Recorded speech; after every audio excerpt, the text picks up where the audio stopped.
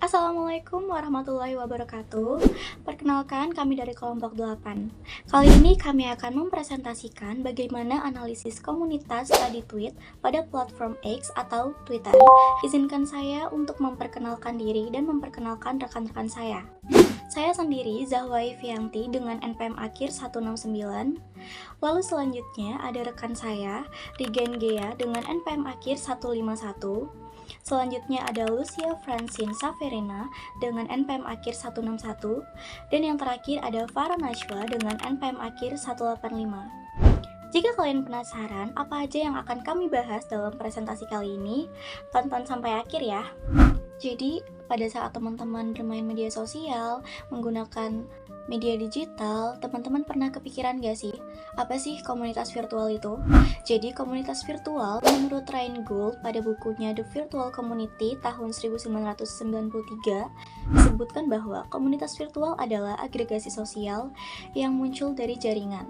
Ketika banyak orang yang melakukan diskusi publik yang cukup lama dengan perasaan kemanusiaan, hingga terbentuk adanya suatu jalinan hubungan personal dalam dunia cyber, disitulah bisa disebut sebagai komunitas virtual.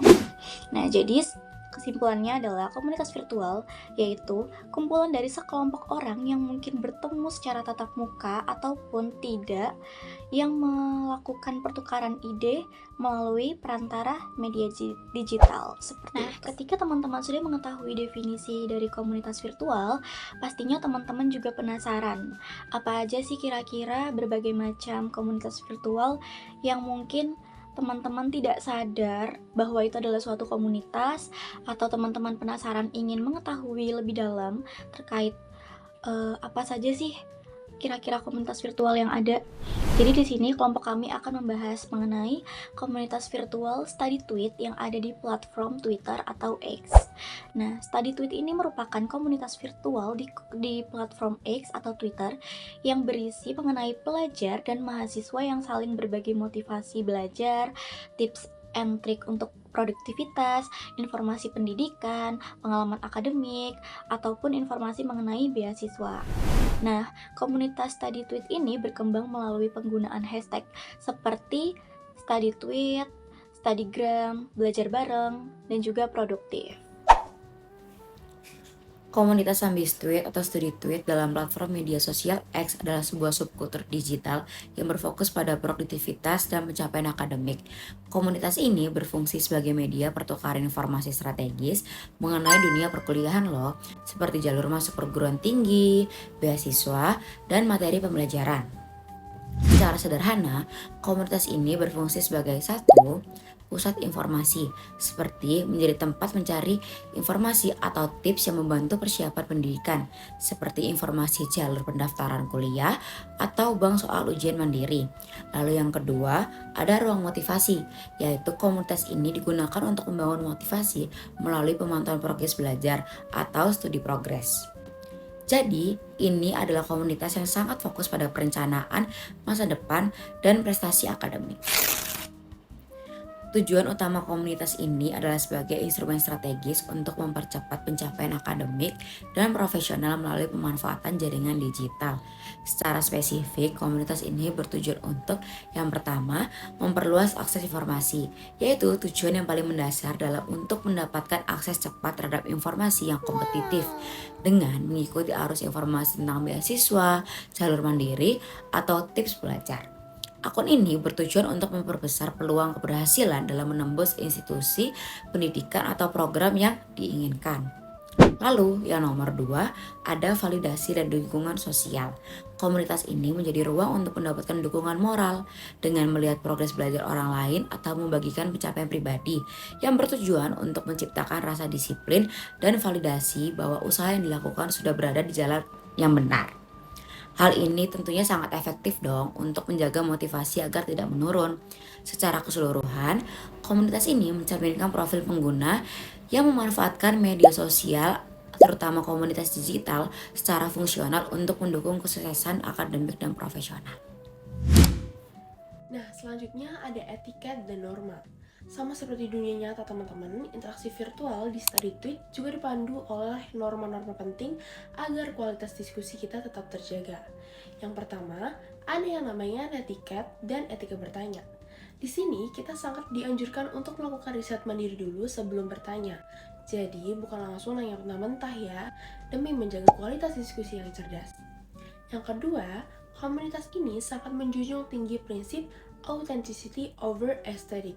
Kita belajar untuk lebih menghargai kejujuran proses, termasuk kalau kita lagi gagal atau lelah, daripada sekedar pamer foto belajar estetik tapi kosong tanpa progres nyata. Yang ketiga, StudyTweet hadir sebagai support system yang luar biasa. Anggota di dalamnya selalu siap memberikan kritik yang membangun serta dukungan moral saat kita mulai jenuh. Dan yang terakhir, demi menjaga fokus, kita punya konsensus bersama untuk meminimalisir distraksi. Caranya adalah dengan tidak membawa drama personal atau isu di luar topik akademik, atau biasa disebut out of topic, ke dalam base komunitas. Nah, selanjutnya ada juga karakteristik pada komunitas virtual, khususnya pada StudyTweet teman-teman. Ada 4 karakteristik utama yang membuat StudyTweet ini terasa sangat spesial.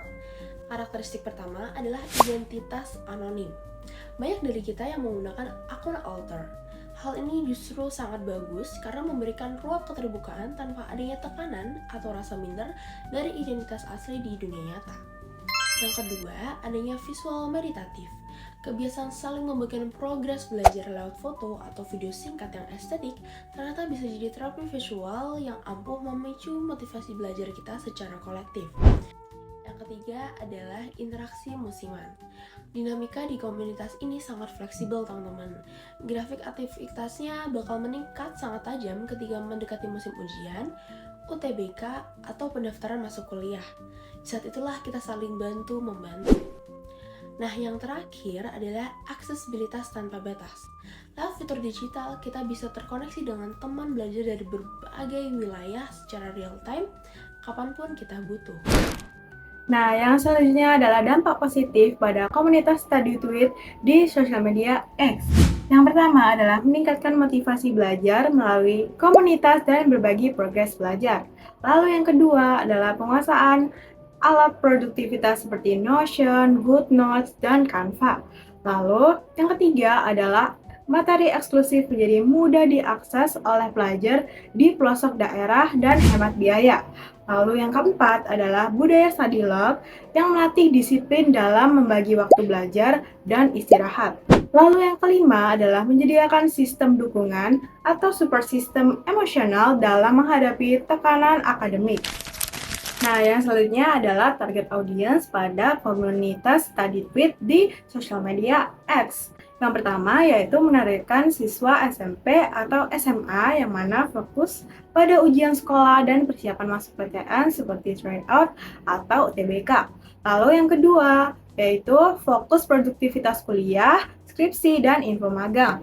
Lalu yang ketiga adalah persiapan beasiswa, tes CPNS, dan sertifikasi bahasa seperti TOEFL dan IELTS.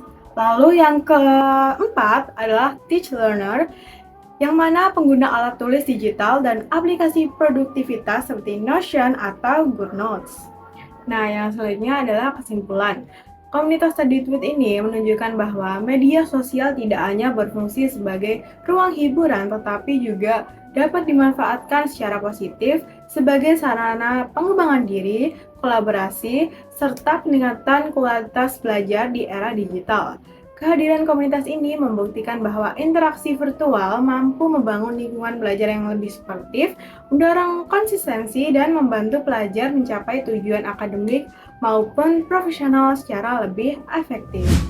Nah, pada akhirnya, StudyTweet ini bukan hanya tentang belajar bersama di media sosial, tapi tentang bagaimana seseorang bisa merasa ditemani, dipahami, dan tetap memiliki semangat untuk terus berjuang meraih mimpi. Baiklah, sekian presentasi dari kami.